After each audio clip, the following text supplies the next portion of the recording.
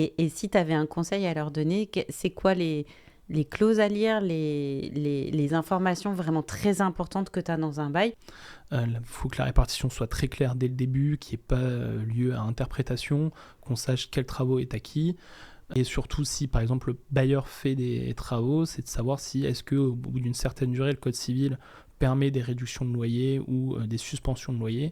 Souvent, les bailleurs essayent de les enlever. Ça, c'est important de les garder parce que on peut avoir, je sais pas, une fuite Ouais. et qui permettent, nous, en tant qu'entrepreneurs, de suspendre au moins le loyer pour éviter des charges, des coûts, etc. Ça, c'est important de regarder parce que ça peut, si on ne le fait pas, rendre inopposable la vente, par exemple, de son bail au bailleur, et donc on peut continuer à être tenu. Donc ça peut poser vraiment des difficultés.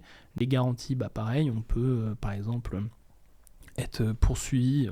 Si on reprend le texte, le vendeur peut être poursuivi du fait que son acheteur est défaillant dans ses obligations pendant une durée de 3 ans. Et donc ça, il faut essayer de le faire Ah oui, sauter parce que nous, en tant que tu vendeur, on a choisi récupères. notre acheteur. Et si l'acheteur, on va dire, revend, derrière, on a un vrai sujet parce que nous, on ne l'a pas choisi en tant que vendeur. Et du coup, là, on peut être aussi tenu par ces dettes-là. Donc ça peut être un vrai sujet.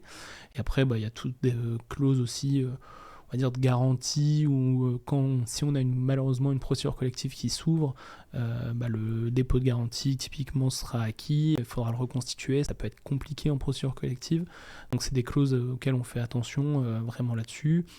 Si on se met vraiment à l'instant de création de la société, clause de substitution qui va être important à mettre en place, parce là, il faudra contracter en son nom personnel, au nom et pour le compte de la société en cours de formation, et ensuite reprendre le bail par L'entreprise. l'entreprise, avec des schémas juridiques qui sont assez connus, et on n'est pas là pour faire un cours de droit, mais avec une reprise de l'acte pour en fait que ce soit plus la personne physique qui soit tenue du bail, Bien sûr. et que ce soit la société. Typiquement, nous, dans un contentieux, on pense qu'on va pouvoir aller chercher les associés parce qu'ils ont pas contracté, ils ont contracté au nom d'une société en cours de formation, mais en leur nom propre, et pas en nom et pour le compte de la société en formation. Et donc, potentiellement, on peut aller les chercher personnellement. Et donc, là, quand on parle, je sais pas, moi, je vais dire n'importe quoi.